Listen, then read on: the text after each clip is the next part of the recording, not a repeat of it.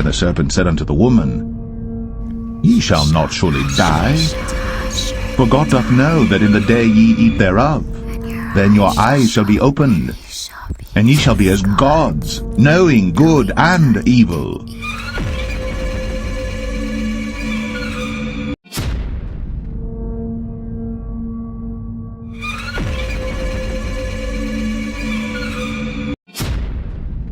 Ye shall not surely die. Ye shall be as gods, knowing good and evil. Ye shall not surely die, knowing good and evil.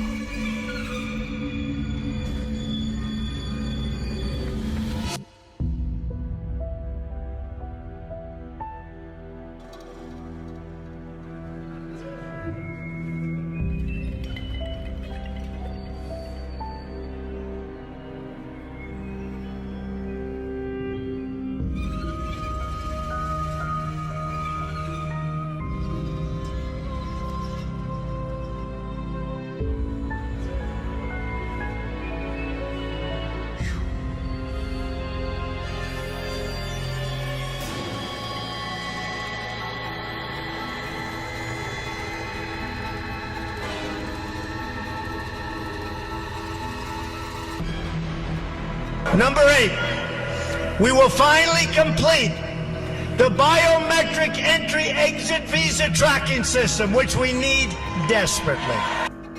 Health experts have long used contact tracing to stop epidemics like Ebola, and they're trying to use it to stop COVID-19. But getting already suspicious Americans to cooperate so that it works effectively will be tough. The CDC even gives contact tracing the creepy term of public health surveillance. Using either Bluetooth or location services on your phone, contact tracing apps record who we've been in contact with in case people nearby have COVID-19. Nations like Singapore are already using it.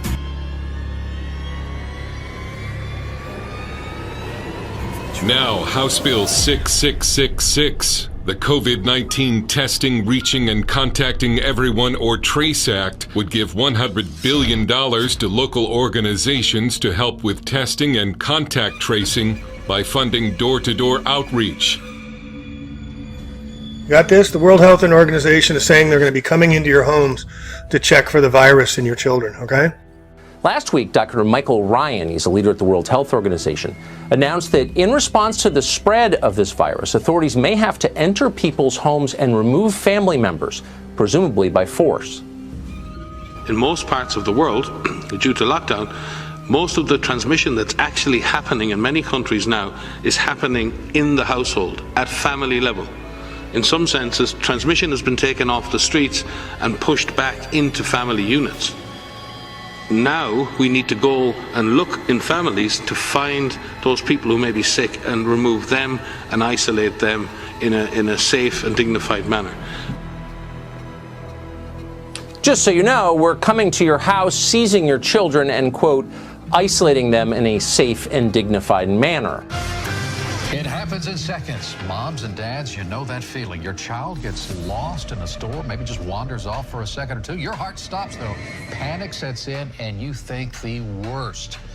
It's happened to most of us, but what if you had a secret weapon, an extra layer of safety, so to speak? How far would you go to keep your children secure? Would you be willing to microchip them? Experts tell us the technology already exists. Turns out one Bay Area mother is all for it, and she shared her story with our Melanie Michael. Hey guys, good evening to you both. You know, chances are if you have a four-legged family member at home, it's already microchipped. And if the technology exists to save Fido in an emergency, what about microchipping your child? Before you say, no way, I would never do that, hear one mom's story. It's the longest 2 seconds of your life, and it's absolute panic. Children gone missing. It's terrifying. For Stephanie Rodriguez-Neely, life is busier than ever, with 4 children, including a newborn. She knows scary situations can happen in an instant, and for her, it has. If it'll save my kid, there's no step that's too extreme. Stephanie's teenage daughter is a special needs child, prone to wander off and trust strangers. For that very reason, Stephanie wholeheartedly welcomes microchipping a child. If a small chip the size of a grain of rice could have prevented a tragedy, I think most parents, hindsight would have said, I wish I would have done it. But Stephanie is in the minority in her Tampa Bay moms group, where other mothers call this too sci-fi and invasive. You're putting a battery in your kid, you're putting a chip in your kid, and where does it stop? Turns out the technology to microchip your kids has existed since the early 90s, but hasn't really caught on. Is it a little too science fiction for you? Very much so. A well-known technology expert out of Boston tells us microchipping poses little to no health risks and would act as a barcode of sorts. Without question. It could save a life, reunite a family, find a missing Alzheimer's patient. I always tell people, as long as you're doing what you feel is best for your child, you're not really wrong. And guys, this is what we're talking about, the microchip. I don't know if you can see it in my hand. It's the size of a grain of rice, very, very small. And the expert that we spoke with actually tells us that barcodes were introduced in the late 1960s. And back then, people thought, this is way too invasive and too weird. And now barcodes are so commonplace that we don't even think about them anymore. The expert tells us this will happen sooner rather than later. Well, and Mel, you said that the technology's been around since the 90s or whatever, but I mean, have companies actually tried this? That's a different scenario. Two of them, as a matter of fact. Both of those companies ended up going defunct. They tried initial public offerings. It did not go through, but you can bet somewhere, someday, someone is going to pull this off, and we could see those microchips in everyone. That's interesting to think about. Melanie Michael live in Tampa. Thank you for that report. I was an engineer for 32 years, and that's not important. But what is important is what I have to share with you. In 1966, I was put on a project. I had been with IBM, and now I was with General Electric. The project was to develop a little microcircuit that would connect the nerve ends on a broken spine back together. This seemed like a good idea to me, and it's something that I would want to be a part of. I was a design engineer and used Boolean algebra, Boolean equations to design computer circuits. We were not successful with the young lady with the severed spine. And as time went along, it looked like they were going to close our project down. We had learned many things, but she was not doing well. Much of our research data had been publicized, and some men came to us that we were to find out were from the government. They were from the CIA and the FBI. And they asked us to develop a little microchip for identification. This was to be used not in human beings, not in animals, but to be put in drug shipments to catch drug dealers. They came with a lot of money, and so we were willing to do whatever we could. We had developed the first identification device, and it was completed in the early 70s. They came back to us and they said, we want something better than that. And so we said, if you have enough money, we can develop anything. I was not alone there. There were 100 people involved in the project. Some were from General Electric, some from Motorola, some were from the Bell Laboratory, some were from the Boston Medical Center, and some were from Stanford University. My responsibility was project leader, or the senior project engineer. We began to work on the design of a microchip that, when it was completed, was 0.75 millimeters in diameter, 7 millimeters long. It was the size of 1/4 of a grain of rice.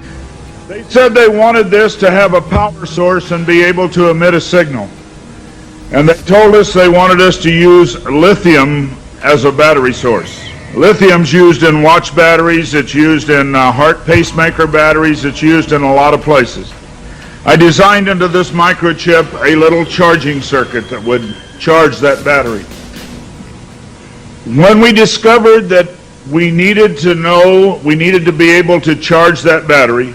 I needed a temperature change, a change in temperature, to cause current to flow through that little charging circuit that would charge the battery. We began to investigate and find out where in the body does the temperature change the most rapidly. It was determined that there were two places in the body that were ideal for the microchip. One was just below the hairline on the forehead.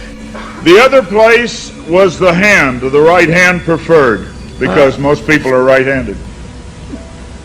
This didn't bother me, and it didn't bother anybody else on the team. The hand seemed a good place. Nobody wanted it here. And so the design work, everything was completed. The microchip was done.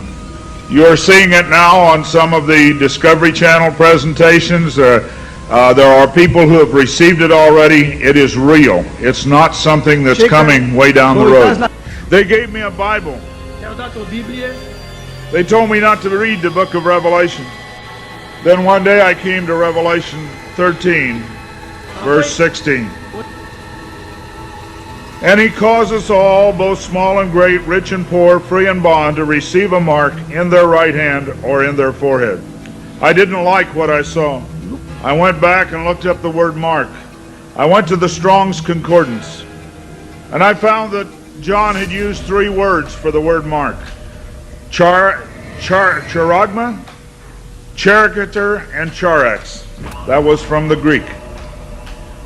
I looked at those words. They talked about a scratch or an etching. They talked about a lot of things. And I said, God, this isn't it. We didn't do it. He said, go to the word for 666.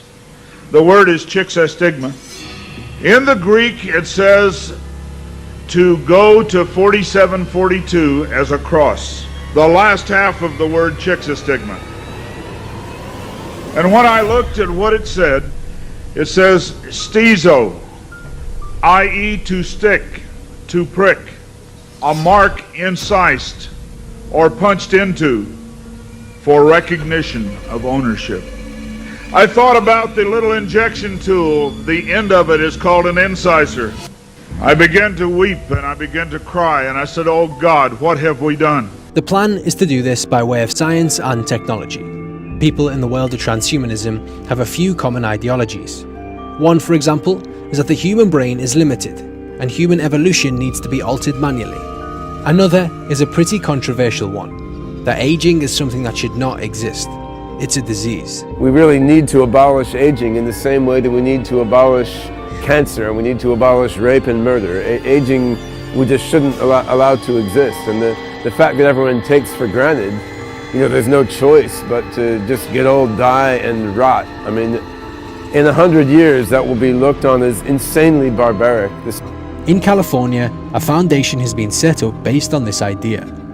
Created by British transhumanist Aubrey de Grey, it's called SENSE and works to abolish aging and age-related disease. They plan to do this by developing methods to slow down, stop, and even reverse aging. Aging is a medical condition. In other words, it's something that has the potential, in the end, to be prevented by medicine. A life without involuntary death is a core belief in the transhumanist search for the future human. But as well as changing how our cells work, how else may we achieve this? Let's take a look at a few of the ideas proposed. First up, mind uploading, also called whole brain emulation. The mind is a pattern of organization rather than a specific collection of meat, of physical matter. This is the rather incredible idea that we can take an exact copy of our brains and place it on something like a hard drive.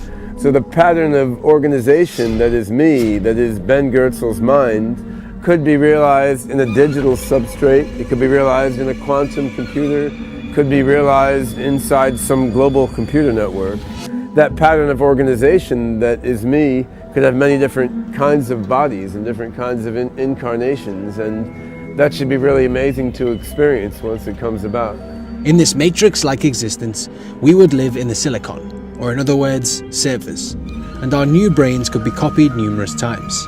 so there could be many versions of ourselves theoretically placed in any type of body. It's not far-fetched to actually have that happen with our minds and have a way to download our mind into something that is like this. I mean, this is very early, so who knows what it's going to look like in 2050 and the types of technologies that we'll have. But that's why we're doing what we do, so that we can advance that for the future. Mind uploading is a long way into the future, if it's even possible at all. But there's already work going on to map the entire brain. And as we learn more, some scientists think it may be possible to replicate the content of our brains to create consciousness in a computer-like device. This takes us on to our next topic of discussion. Many transhumanists believe in the idea of the three supers.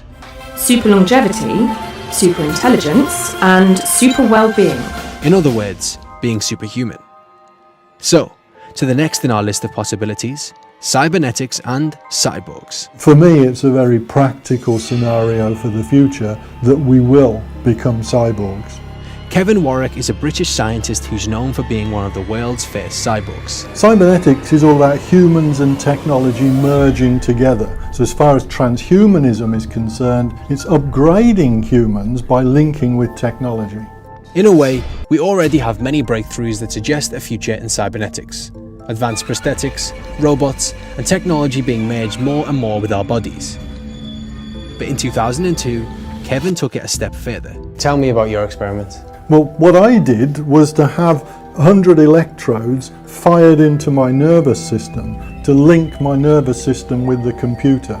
And in that way we tried different experiments, giving me extra sensory input, ultrasonic senses if you like, and linking my nervous system to the internet so that I could control a robot hand across the Atlantic Ocean via the internet, but also experience what the hand was feeling. So you could actually feel it in your body. Could you feel, that kind of sensory? You could, if someone touched it, could you feel? How I was experiencing it was electrical pulses in my brain, so I could feel how much force the hand was applying as it was my third hand. Kevin's wife also joined in the experiment, and he said they managed to communicate with each other brain to brain. I had electrodes in my nervous system and my wife had electrodes placed in her nervous system, and we linked our nervous systems together. So literally when she closed her hand, my brain received a pulse. So it was a bit like telegraphy, if you like, a telegraph system, that we were able to communicate electronically, from nervous system to nervous system. And clearly the next step is simply doing the same thing, brain to brain. Kevin thinks this is the future, and he also thinks we'll exist in cyborg-like bodies that we can tinker with and replace like you would a car. Elsewhere, there's steady progress on a similar but biological idea. Scientists are already growing body parts out of cells with incredible success, helping us to live for longer. But in the world of transhumanism, the idea of moving away from the body is a common one. I think soon we'll be able to design bodies we want so that everyone can look how they want. It's probably later we can start changing our minds to be how we want them to be. Many seeing a future of virtual bodies, like a new age version of the video game Second Life. Close your eyes. Wake up. Smile. Her name is Harmony. She's a realistic-looking robot with soft skin and soothing voice. The more you interact with me, the smarter I become. She's capable of having a conversation, a romantic moment, and well, Harmony is a redhead with green eyes, but she can be blonde or brunette. Every detail can be customized. Matt McMullen is the creator. The future is upon us for sure, and I think that it's inevitable that humans and robots are going to coexist. Matt has been working on this prototype for many years, is the leading seller of life-size silicone love dolls. Matt has been selling the dolls for more than 20 years. Now, Matt wants to take the doll success a step further with Harmony, combining the silicone doll with realistic robotics. With the advent of talking to our phones like we all do, all of a sudden the possibility became very real. The technology is similar to personal assistant software like Siri and Alexa, except this one is more advanced. There are some viewers who will see this and have a negative reaction. What do you say to those people? I think that people do have a knee-jerk reaction when they consider the subject matter. They think, you know, that's so strange or that's so out there. I don't see a lot of danger in it. At the end of the day, we really are focusing on the positive benefits of interacting with technology and how can we use that technology to help people who may be emotionally suffering or lonely. Matt says the majority of his customers struggle with human connection. He believes that is the reason he sells more than 600 lifelike dolls a year. They start at nearly $6,000 and go up depending on what the customer wants. So as you interact over time, the AI will remember more and more things about you and bring them up. Even designing prototypes out of prosthetic, physical outer bodies. What if we could build new bodies that are healthier, more sustainable, longer lasting, regenerative, and self-healing? Whatever we do though, transhumanists insist they need to be emerging with technology. Otherwise we run the risk of being taken over by it. If you want to stay in the future as a human, it's a very bleak future. If humans do exist, it will be in terms of being pets or as slaves, servants, that sort of thing. This is based on the notion of the singularity. Singularity is a moment sometime in future when the AI and technology will emerge to a point where it will start accelerating so fast that it's practically impossible to predict what will happen in next step. Basically, a point in time in which some scientists predict computer processing will reach such an exponential level of growth that we could be surpassed in intelligence by super intelligent AI. That takes us on to our next topic, ethics.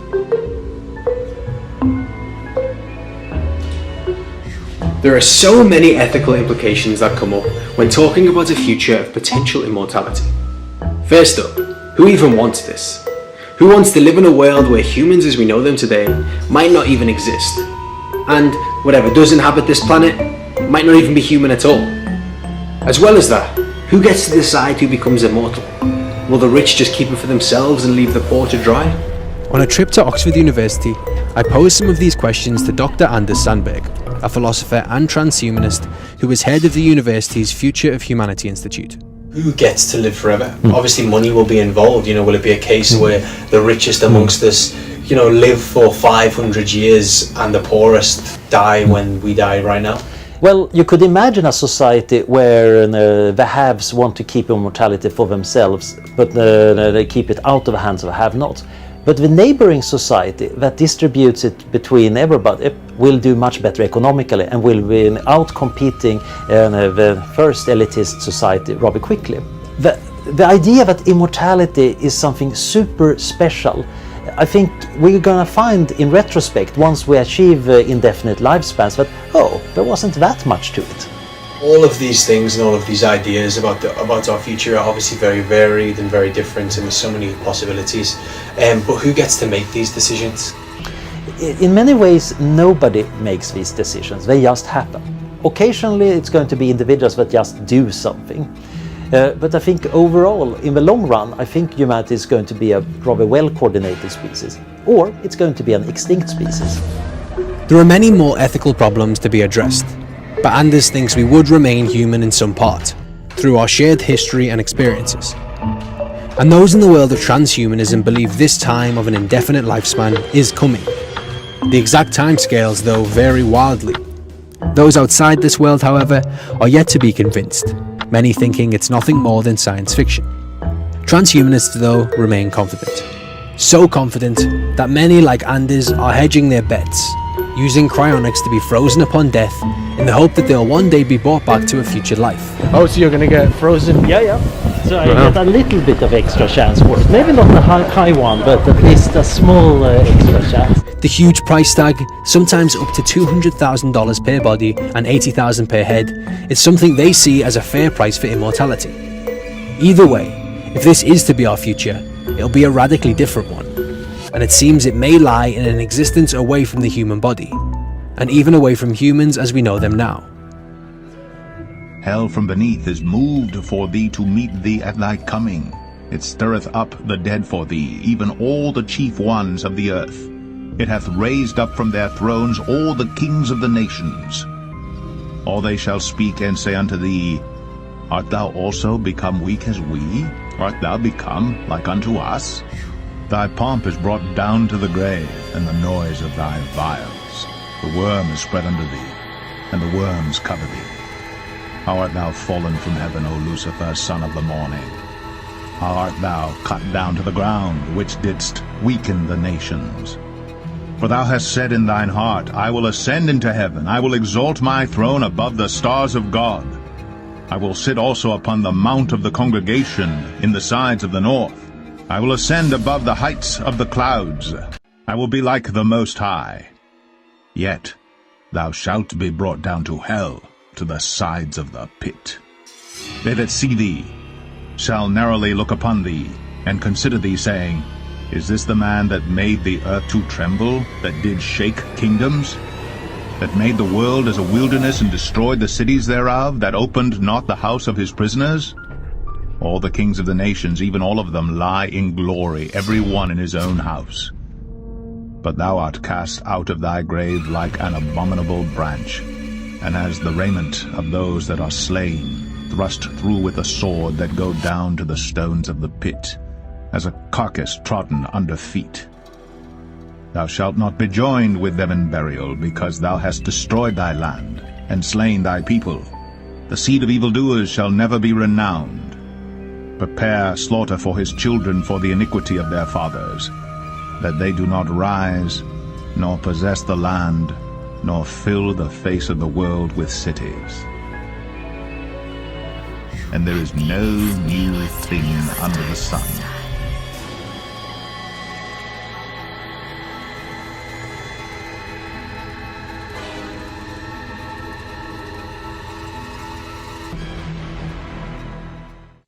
Verily, verily, I say unto you, he that entereth not by the door into the sheepfold, but climbeth up some other way, the same is a thief and a robber. But he that entereth in by the door is the shepherd of the sheep. To him the porter openeth, and the sheep hear his voice, and he calleth his own sheep by name, and leadeth them out. And when he putteth forth his own sheep, he goeth before them, and the sheep follow him, for they know his voice.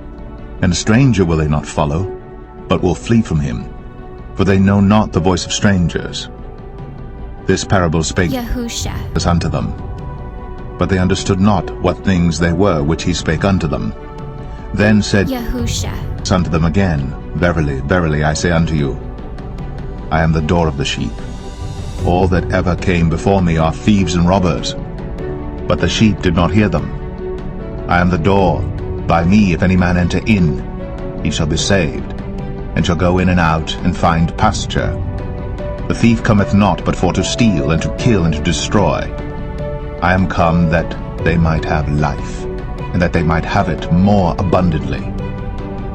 I am the good shepherd. The good shepherd giveth his life for the sheep.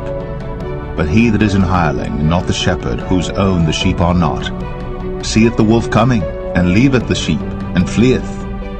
And the wolf catcheth them, and scattereth the sheep.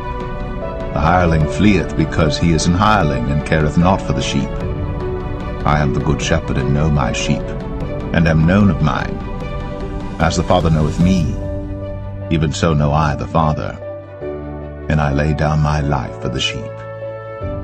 And other sheep I have, which are not of this fold. Them also I must bring, and they shall hear my voice.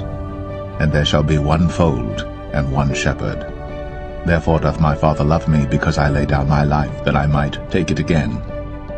No man taketh it from me, but I lay it down of myself.